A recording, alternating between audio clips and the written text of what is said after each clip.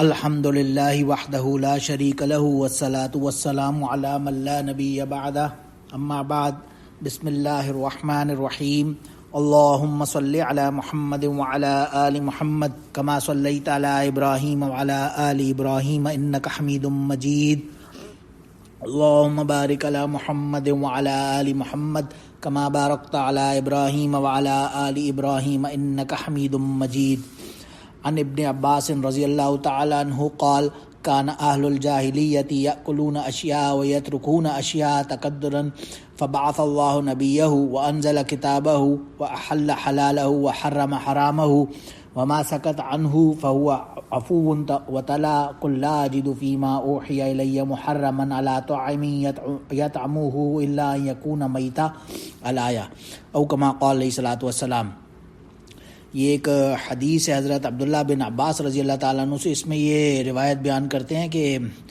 جاہلیت کے زمانے میں، یعنی اسلام سے پہلے عرب جو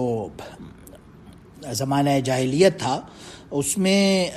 یأکلون اشیاء و یترکون اشیاء، بعض چیزوں کو جو نیچرلی طبعی طور پر خواہش اور رغبت کی بنا پر لوگ جیسے کچھ چیزیں تھیں جنہیں کھایا کرتے تھے،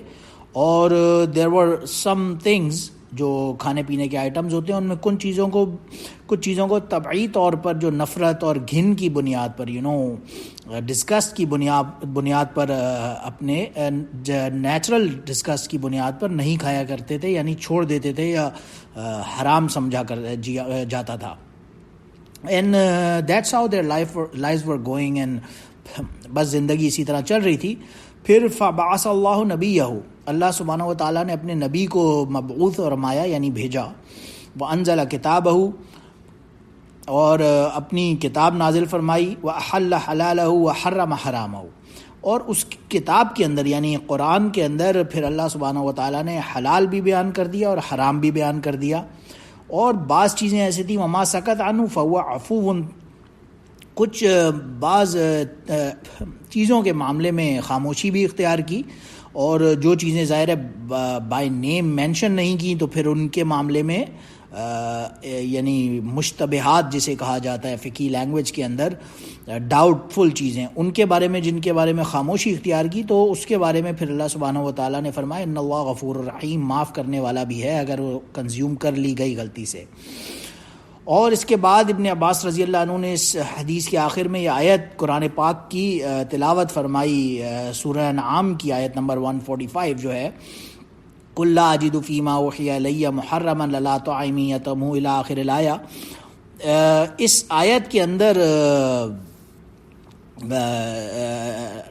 اللہ سبحانہ و تعالیٰ نے اپنے نبی کریم صلی اللہ علیہ وسلم کو حکم دیا کہ کل ان سے کہہ دیجئے لا اجد فیما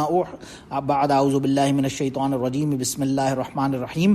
قل لا اجد فیما اوحی الی محرما علی طاعم یطعمہ الا ان یکون میتۃ او دما مسفوحا او لحم خنزیر فانہ رجس او فسقا اہل لغیر اللہ بہ فمن اضطر غیر باغ ولا عاد فان ربک غفور رحیم، کہ نبی کریم صلی اللہ علیہ وسلم نے فرمایا کہ یہ اللہ سبحانہ و تعالیٰ کا یعنی مطلب اس آیت کا یہ ہے کہ رسول اللہ صلی اللہ علیہ وسلم کی بعثت کے بعد، قرآن پاک کے نازل ہونے کے بعد، اب کسی چیز کے حلال یا حرام ہونے کا جو معیار ہے، جو سٹینڈرڈ ہے، وہ ہوگا جو اللہ اور اس کے رسول صلی اللہ علیہ وسلم نے آرڈر کر دیا، حکم دے دیا۔ کسی کی پسند ناپسند، رغبت نفرت، جو نیچرل انسٹنکٹ کی بنیاد پر، طبعی بنیاد پر اس کوئی چیز کو ہم ڈٹرمن نہیں کریں گے کہ یہ حلال ہے یا حرام ہے، بلکہ جو اللہ کا آرڈر آ گیا قرآن میں خاص طور سے اور پھر احادیث میں، وہ بالکل جو ہوگا کیٹیگورک ہوگا ان ڈٹرمننگ کہ کون سی چیز حلال ہے اور کون سی چیز حرام ہے۔ اب اس آیت کے اندر 4 چیزوں کو حرام کیٹیگورکلی کہا گیا، کہ پہلے تو ان یکون میتا، مردار یعنی کہ جو ڈیڈ میٹ ہوتا ہے، سب سے پہلے تو اسے حرام کہا گیا۔ اگر براڈلی اسپیکنگ کھانے پینے کے جو ہمارے معاملات ہیں، ظاہر ہے ایک انسان ہے، اس نے کھانا پینا ہے، ڈیلی کا اس کا معمول ہے، 2-3 ٹائمز اے ڈے اس نے صبح بریک فاسٹ ہے، پھر لنچ ہے، پھر ڈنر ہے ایٹ لیسٹ، تو کھانے پینے کی بہت سی چیزیں ہیں جو اسے کنزیوم کرتا ہے، اسے انٹیک کی ضرورت ہے۔ اب اس میں کیسے ڈٹرمن ہوگا کیا چیز جائز ہے کیا ناجائز ہے، اور پھر اس کے آداب کیا ہوں گے. اس کے اگر ہم دیکھیں تو براڈلی اسے ہمیں 2 کیٹیگریز میں ڈیوائڈ کر سکتے ہیں. سب سے پہلے تو ان کے احکامات یعنی حلت اور حرمت کے، ان کے حلال حرام یعنی جائز یا ناجائز ہونے کے،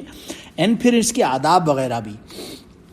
right now let's first concentrate on اس کے حلت اور حرمت کے اوپر، and then we'll go on to جو آداب ہوتے ہیں. تو اس حوالے سے اس آیت جو ابھی سورہ انعام کی آیت نمبر 145 اس حدیث میں ابن عباس رضی اللہ عنہ نے کی روایت میں آتی ہے، اس کے اندر 4 چیزوں کا تو کیٹیگوریکلی فرسٹ آف آل ذکر کیا گیا. لیکن اس کے علاوہ سورہ اعراف کے اندر آتا ہے ان جو بھی کھانے پینے کی فوڈ اینڈ ڈرنکس ہیں اس کی حلت اور حرمت کے بارے میں. فرسٹ آف آل تو بنیادی بات وہ ہے جو اصولی ایک جو فیکٹر ہے، اس کو مائنڈ میں اگر رکھیں تو آتا ہے یحل اعوذ باللہ من الشیطان الرجیم یحل لهم الطیبات ویحرم علیہم الخبائث. اللہ سبحانہ و تعالیٰ نے تمہارے لیے تمام طیبات کو، جو پاکیزہ چیزیں ہوتی ہیں پاکیزہ چیزوں کو تمام حلال کر دیا، ویحرم علیہم الخبائث، اور جو گندی خبز نجس چیزیں ہیں انہیں حرام کر دیا. تو یہ فرسٹ ایک آرڈر ہمیں قرآن پاک میں سورہ اعراف کے اندر ہم نے دیکھا. تو حلال جتنی بھی چیزیں ہوں گی وہ کیٹیگوریکلی سب سے پہلے تو پاکیزہ چیزیں ہوں گی، اور جو حرام ہوں گی وہ خبز یعنی کہ نجس چیزیں ہوں گی. اور جن چیزوں کو آپ علیہ الصلوۃ والسلام نے اللہ کے حکم سے حرام قرار دیا ہے وہ ان دیم سیلز فی الحقیقت کسی نہ کسی پہلو سے ان ون وے اور دی ادر ظاہری یا باطنی خبث یا گندگی اس کے اندر ضرور پائی جائے گی. اور جن پھر آن دا کانٹرری جن چیزوں کو حلال قرار دیا ان میں بالعموم جو انسانی فطرت کے لیے جو مرغوب اور پاکیزہ چیزیں ہیں اور for intake for food intake نفع بخش یعنی کہ فائدے مند بھی ہوں گی، وہ چیزیں ہوں گی. تو اب اس آیت میں جو حدیث میں آئی سورہ انعام کی، اس میں 4 چیزوں کو حرام قرار دیا. فرسٹ آف آل تو آیا اللہ یکون میتا، جو مردار چیز ہے یعنی وہ جانور جو اپنی موت خود مر چکا، اسے ذبح نہیں کیا گیا. تو اس کے بارے میں ظاہر ہے فرسٹ آف آل تو یہ ایک نیچرل جو انسان کی فطرت سلیمہ جسے کہا جاتا ہے یا نیچرل انسٹنکٹ ہے، یہ وہ بھی اس کو فرسٹ آف آل تو ریجیکٹ کرتی ہے یا کھانے پینے کے قابل نہیں سمجھتی. دین سیکنڈ آف آل پھر یہ صحت کے لیے بھی مضر ہوتی ہے، از انجریس ٹو ہیلتھ، بیکاز اگر جانور کو صحیح طرح ذبح نہ کیا جائے تو جو میڈیکل سائنس ہے آج کل کی وہ ہمیں بتاتی ہے کہ جو بلڈ ہوتا ہے وہ اندر ہی جب اگر خشک ہو جاتا ہے باڈی کے اندر، صحیح طرح سے ڈسچارج نہیں ہوتا تو that is harmful for one's health. تو بیٹر فارم آف جو انٹیک ہے وہ یہی ہے کہ میتا یعنی کہ جو مردار جانور ہے جو اپنی موت خود ہی مر گیا، اندر ہی خون اس کا جم گیا، سوکھ گیا، تو اسے نہ کھایا جائے. اور پھر سیکنڈ چیز جو اس آیت میں آتی ہے دم یعنی کہ خون، یعنی جو لہو کہا جاتا ہے جیسے بلڈ، اس میں بھی یہی ہے کہ یہ فرسٹ آف آل تو ایک بالکل فطرت سلیمہ یعنی جو انسان کی اپنی نیچرل انسٹنکٹ ہے وہ اسے کھانے پینے کے قابل نہیں سمجھتی. اور شریعت میں اس کو قطعا ناپاک اور نجس العین قرار دیا گیا، بالکل کیٹیگوریکلی کہ یہ نجس ہے. پھر تھرڈ چیز اس آیت میں جو آئی لحم خنزیر یعنی کہ پگ جو سور ہوتا ہے یعنی کہ اس کا گوشت. ظاہر ہے فرسٹ آف آل تو وہ ایک پگ ان اٹ سیلف جسے قرآن پاک میں ہم دیکھتے ہیں اور حدیث وغیرہ میں تو ایک ملعون مخلوق ہے، یعنی اللہ کی لعنت اور غضب اور جلال اس جانور کے اگینسٹ ہمیں نظر آتا ہے، کیونکہ بعض جو سخت اللہ کی جو نافرمانی کرنے والے سخت مجرم اور بد کردار قوموں کو جب اللہ نے مسخ کرنے کا یعنی عذاب دینے کا فیصلہ فرمایا تو یہی قرآن پاک میں آتا ہے فجعل منہم القردۃ والخنازیر، انہیں بندر اور خنزیر یعنی کہ پگ بنا دیا. اب ظاہر ہے اگر ہم اینالائز کریں تو بندر جو منکی ہے اسے نیچرلی بہت سارے ڈفرینٹ کلچرز ہوں، قومیں ہوں، کنٹریز ہوں، لیکن ایک یونینمسلی ایک چیز دیکھی جاتی ہے کہ پوری دنیا میں کہیں بھی اس کی کنزمپشن زیادہ اچھی نہیں سمجھی جاتی، اور اس کو کوئی کھانا پینا بہت ہی ریئرلی، کوئی ظاہر ہے کسی جگہوں پر اس کی کنزمپشن ہوتی ہو، but for the broader part پوری دنیا میں کہیں اس کی کنزمپشن کیونکہ آج کے زمانے تک بھی نہیں دیکھی جاتی ایزیلی. کچھ ظاہر ہے آف کورس ایکسیپشنز جیسے ہو سکتے ہیں چائنا جاپان وغیرہ میں، بعض سرٹن ایک بالکل لمیٹڈ جگہوں پر، but in itself broader perspective میں یہ کہیں پہ بھی کھایا نہیں جاتا. تو اسی لیے اس کا ذکر بالکل کیٹیگورک الگ سے بتانے کی شاید ضرورت ہی نہیں تھی، بٹ خنزیر کے اوپر بہت زیادہ فوکس کیا گیا کہ اس کے بارے میں کیٹیگورکلی اسے حرام جگہ جگہ پر کہا گیا. ظاہر ہے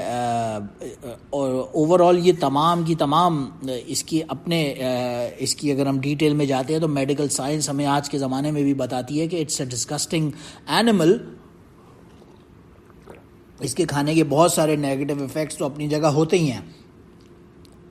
اور پھر اس کے علاوہ بہت سی جو دوسری قومیں بھی ہیں، ان کے اندر بھی، تمام مذاہب کے اندر بھی اس جانور کا کھانا حلال نہیں تھا، کیونکہ ایک روایتوں سے، صحیح روایات سے ہمیں یہ بھی پتہ چلتا ہے جب حضرت عیسیٰ علیہ السلام کا دوبارہ نزول ہوگا تو وہ فرسٹ ایک تو صلیب شکنی یعنی کہ جو کراس ہوگا اس کو ختم کریں گے، اور دوسرا یقتل الخنزیر، وہ اسی خنزیر کا کھانا جو آج کل ان کے فالوورز نے، کرسچنز نے نارملی اپنا معمول بنا لیا ہے، ڈیلی روٹین میں کھایا جاتا ہے اسے، تو عیسیٰ علیہ السلام ایک خاص طور سے یہ کام کریں گے کہ اس کو بھی کھانا بند کریں گے، جس سے پتہ یہی چلتا ہے کہ تمام کے تمام مذاہب میں حرام ہی سمجھا جاتا تھا. پھر تھرڈ چیز جو یہاں پہ، فورتھ چیز، پہلا تھا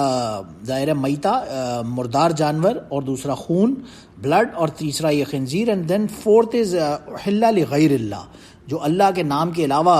کوئی چیز ذبح کی جائے، وما احل لغیر اللہ بھی. تو ظاہر ہے اس کے اندر شرک کی نجاست اور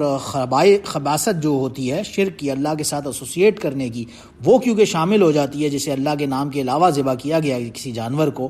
تو وہ کسی کیٹیگورکلی حلال ہو ہی نہیں سکتا. اسی لیے بار بار قرآن پاک میں آیا لا تاکلوا مما لم یذکر اسم اللہ علیہ، کہ اللہ کے نام کے علاوہ جس جانور پہ اللہ کا نام لے کر ذبح نہ کیا گیا اسے کھانا حرام ہے، یعنی اسے نہ کھاؤ، باقاعدہ آرڈر دیا گیا میں قرآن پاک میں جگہ جگہ، لا تاکلوا مما لم یذکر اسم اللہ علیہ، لا تاکلوا مما لم یذکر اسم اللہ علیہ. تو اللہ کے نام کے علاوہ لغیر اللہ کسی جانور کو ذبح کیا گیا تو بھی وہ حلال نہیں ہوگا. تو یہ چار چیزوں کے بارے میں تو ایک کیٹیگورک ہمیں قرآن پاک میں جگہ جگہ آرڈر مل گیا. نمبر 1 از مردار، میتا جانور، ڈیڈ میٹ. نمبر 2 از خون، بلڈ. اور نمبر 3 خنزیر، پگ. اور پھر دین نمبر 4 از جو اللہ کے نام کے علاوہ کوئی جانور ذبح کیا گیا.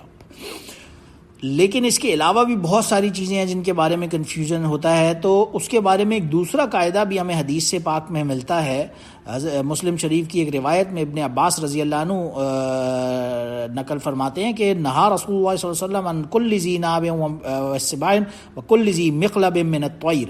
کہ نبی کریم صلی اللہ علیہ وسلم نے ہر جو درندہ ہوتا ہے جو چیر پھاڑ کرنے کا، جس کے کلاز ہوتے ہیں، پنجے ہوتے ہیں وہ، اور جو اسی طرح ایون پرندوں میں جو کلاز، جو جیسے عقاب ہے، چیل وغیرہ، جو چیر پھاڑ کر کے گوشت کھانے والا جانور، ان دونوں کے کھانے سے منع فرمایا. تو وہ سب درندے جو منہ سے اور دانتوں سے شکار کرتے ہیں، جیسے شیر، چیتا، بھیڑیا، یہ سب اس جانوروں میں آ جائے گا. کتا اور بلی وغیرہ بھی، جو سب جن کے وہ نوکیلا شارپ ٹیتھ ہوتے ہیں، جسے عربی زبان میں ناب کہا گیا، اسی لیے یہاں پہ آیا کلو ذی نابن، اور اردو میں اسے کچلی اور کیلا وغیرہ بھی کہتے ہیں. ان سب درندوں کو خاص طور سے حرام قرار دیا گیا. اسی طرح وہ پرندے مثلاً باز ہے، چیل ہے، شاہین ہے، جن کا پنجہ ہوتا ہے اور جو جھپٹا مار کر شکار کرتا ہے، جسے حدیث پاک میں ذی مخلب کہا گیا، وہ بھی تمام کے تمام برڈز، پرندے بھی حرام قرار دے دیے گئے. تو اس طرح کے یہ دونوں جانوروں کو فرسٹ آف آل کھانا جائز نہیں ہوگا. دونوں ایسے جانور، ایک براڈر جو ہمیں نقطہ ملا اس روایت میں، جو جانور جو کلاز سے چیر پھاڑ کر کے دانتوں سے کھاتا ہے، یا پرندوں میں وہ جو جھپٹا مار کے اپنے کلاز سے شکار کرتا ہے. پھر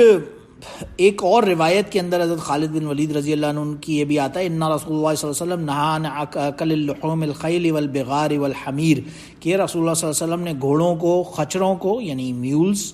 اور گدھوں کا گوشت کھانے سے بھی منع فرمایا، یعنی ہارسز، ڈونکیز،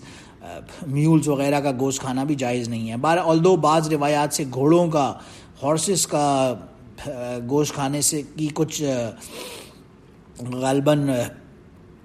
اجازت بھی نظر آتی ہے، جیسے کہ جابر رضی اللہ تعالیٰ عنہ کی روایت میں آتا ہے نہا یوم خیبر عن لحوم الحمر العالیہ واذن فی اللحوم الخیل، کہ نبی کریم صلی اللہ علیہ وسلم نے گدھے کا گوشت کھانے سے منع فرمایا لیکن گھوڑے کھانے کی اجازت دی۔ تو بہرحال لیکن امام ابو حنیفہ رحمہ اللہ کی رائے یہی ہے کہ ایون گھوڑے کا گوشت کھانے میں بھی کراہت ہی ہوگی، کاز ایک روایت میں اس سے بھی منع فرمایا گیا۔ بہرحال واللہ عالم۔ براڈر نقطہ یہی دیکھنا چاہیے، ایک روایت میں جیسے کہ بہت ہی فیمس بخاری شریف کی، مسلم میں آتی ہے الحلال بین والحرام بین وما بینہما المشتبہات،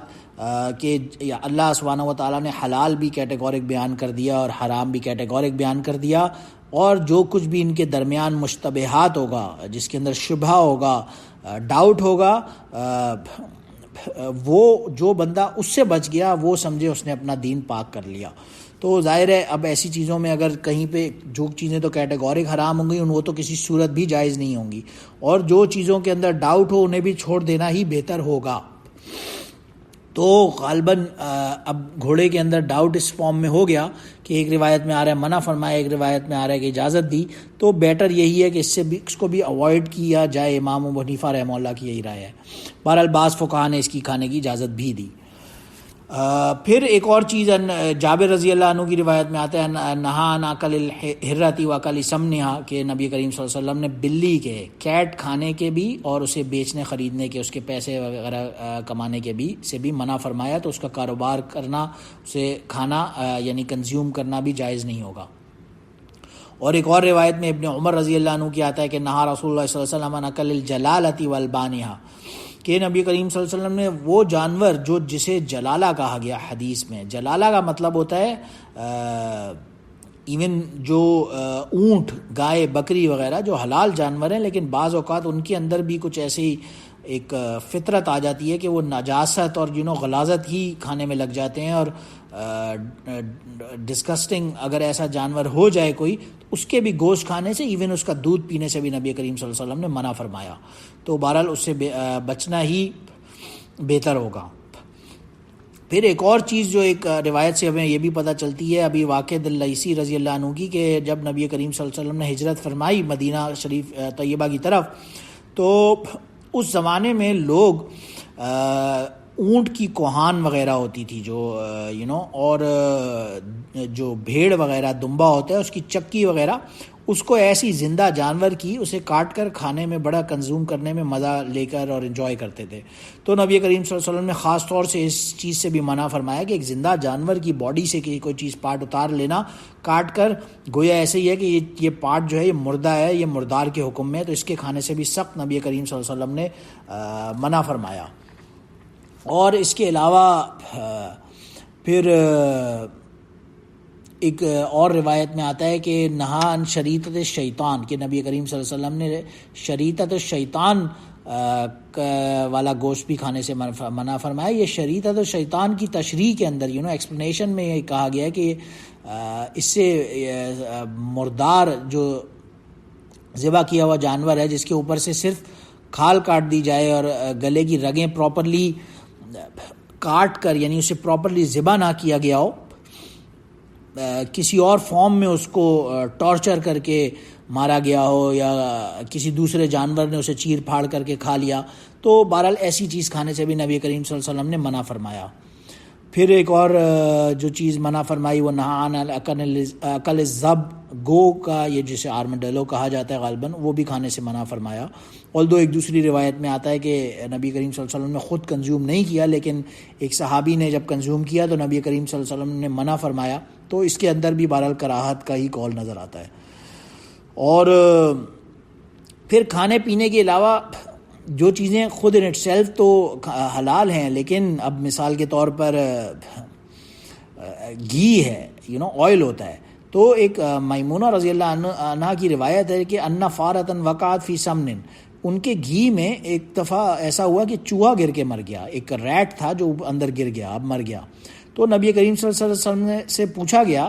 جب پوچھا تو انہوں نے فرمایا کہ مرے چوہے کو اس سے نکال دو، اس کے ارد گرد سے. اگر گھی کے بارے میں آرڈر یہ ہوگا، لیکوڈس کے بارے میں، اگر وہ جمع ہوا ہے فرسٹ آف آل تو جو اس کے سراؤنڈنگ میں جانور کے جو بھی تھوڑا بہت متصل اٹیچ لیکوڈ ہے وہ سب نکال کے پھینک دیا جائے اور اس کی کنزمپشن جائز ہوگی. لیکن اگر وہ لیکوڈ فارم میں ہے تو پھر پورا حرام ہو جائے گا، وہ پورا ہی نجس کے فارم آرڈر میں آ جائے گا. اور اگر وہ جامد نہیں ہے، لیکوڈ فارم میں ہے بہت زیادہ، تو پھر اسے کھانا جائز ہر صورت میں ہی نہیں ہوگا. بہرحال اس سے بچنا ہی بہتر ہوگا. اور پھر ایک روایت سے پتہ یہ چلتا ہے کہ خرگوش جو ہوتا ہے، ریبٹ، اس کے کھانے کی اجازت بھی نبی کریم صلی اللہ علیہ وسلم نے دی. بلکہ ایک جہاد وغیرہ کے موقع پر نبی کریم صلی اللہ علیہ وسلم کو جب پیش کیا گیا تو انہوں نے اسے کنزیوم بھی فرمایا. اور پھر ایک دوسری روایات سے ہمیں ایک اور چیز پتہ چلتی ہے. ابن عمر رضی اللہ عنہ کی روایت میں آتا ہے کہ حلت لنا میتتان و دمان والمیتتان الحوت والجراد والدمعان الکبد الطحال والطحال، کہ دو چیزیں ایسی، دو خون نبی کریم صلی اللہ علیہ وسلم نے فرمایا کہ ہمارے لیے دو مردار اور دو خون حلال کیے گئے ہیں. دو خون کے بارے میں آتا ہے کلیجی اور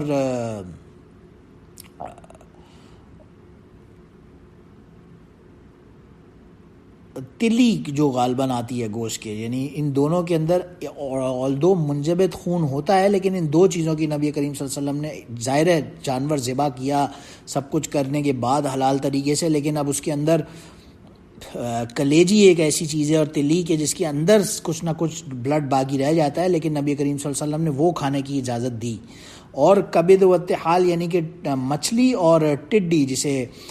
گراس ہاپر کہا جاتا ہے، یہ کھانے کی بھی اجازت دی. اور یہی ایک دوسری ابو داؤد کی روایت میں بھی حضرت سلمان فارسی رضی اللہ عنہ اور ابن ابو اوفا کی بخاری و مسلم شریف میں روایت سے بھی پتہ چلتا ہے کہ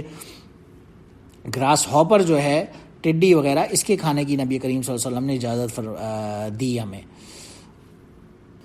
بہرحال یہ بہت ساری ایسی چیزیں ہیں جن کے بارے میں. اور پھر ایک روایت میں یہ بھی آتا ہے حضرت عائشہ رضی اللہ عنہ کی کہ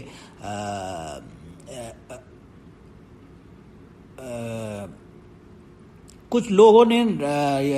عرض کیا یا رسول اللہ ان ہاؤنا اقوام حدیثنا حدینا بشرک یاتوننا بلحم لا ندری یذکرون اسم اللہ علیہ ام لا قال اذکروا انتم اسم اللہ وکلوا. یعنی بعض لوگوں نے، جب کیونکہ ظاہر ہے قرآن پاک میں جگہ جگہ آتا ہے کہ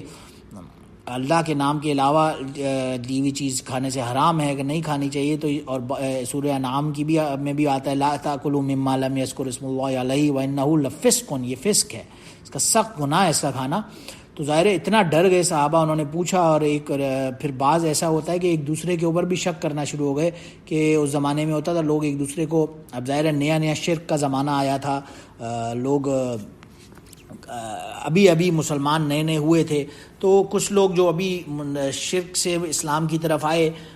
تو دوسرے مسلمانوں کو شک ہوتا تھا اکثر کہ یہ پتہ نہیں حلال ہے کہ نہیں ہے. تو نبی کریم صلی اللہ علیہ وسلم نے فرمایا کہ اب دوسرے مسلمان بھائیوں پر شک کرنا نہیں شروع ہو جاؤ، لیکن بہرحال وہ بسم اللہ پڑھ کے کھانا کھا لیا کرو. تو بہت سارا وہم، گمان، شک، شبہ جو ایک کھانا اب ایک مسلم کنٹری میں بندہ رہتا ہے، اسلام کا، جہاں پہ بول بالا ہے یا کہہ لیں یا میجورٹی مسلمز رہتے ہیں اور حکومت وقت مسلمان ہے، تو پھر حکومت وقت کی یہ ذمہ داری ہے کہ وہ حلال کھانا مہیا کرے، اویلیبل کرے لوگوں کے لیے. اس کی ذمہ داری پھر لوگوں پر نہیں آتی. تو اس صورت میں ظاہر ہے بسم اللہ پڑھ کے ہی ایٹ لیسٹ لیکن کھا لینا چاہیے. اب ظاہر ہے اگر حکومت وقت مسلمان ہے اور اس کے اسلام کے نام پر وہ وہاں پہ قائم ہے اور اس کے باوجود وہ حلال فوڈ اور حرام کے بارے میں صحیح، جس کے نام پر اللہ کا ذکر نام لے کر ذبح نہ کیا گیا ہو جانور، اور وہ میٹ ڈسٹریبیوٹ ہو رہا ہو، تو اس کی ذمہ داری ظاہر ہے پھر حکومت وقت پر زیادہ آتی ہے. اپنی طرف سے احتیاط بہتر ہے، چیک کر لینا چاہیے. تو یہی بات اس روایت سے بھی پتہ چلتی ہے کہ دوسرا مسلمان آپ کے لیے گوشت لا رہا ہے تو اس کے بارے میں شک و شبے میں نہیں پڑو. یہ دوسری روایت میں آتا ہے یہ تو راہبانیوں یعنی مونکس کا جو پریسٹ ہوتے تھے ان کا کام تھا بہت زیادہ شک و شبوں میں خود بھی پڑھنا اور لوگوں کو بھی ڈالنا. تو بہرحال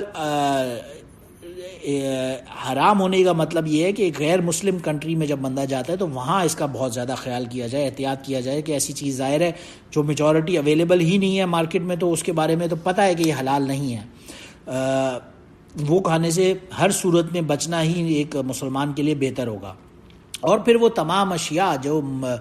مشتبہات میں سے ہوں گی ان سے بھی بچنا اس سینس میں بہتر ہوگا کہ جو مشتبہات سے جو ڈاؤٹ فل چیزوں سے بچ گیا اس نے سمجھے اپنے دین کو پاک کر لیا, بہتر کر لیا یا کامیاب ہو گیا.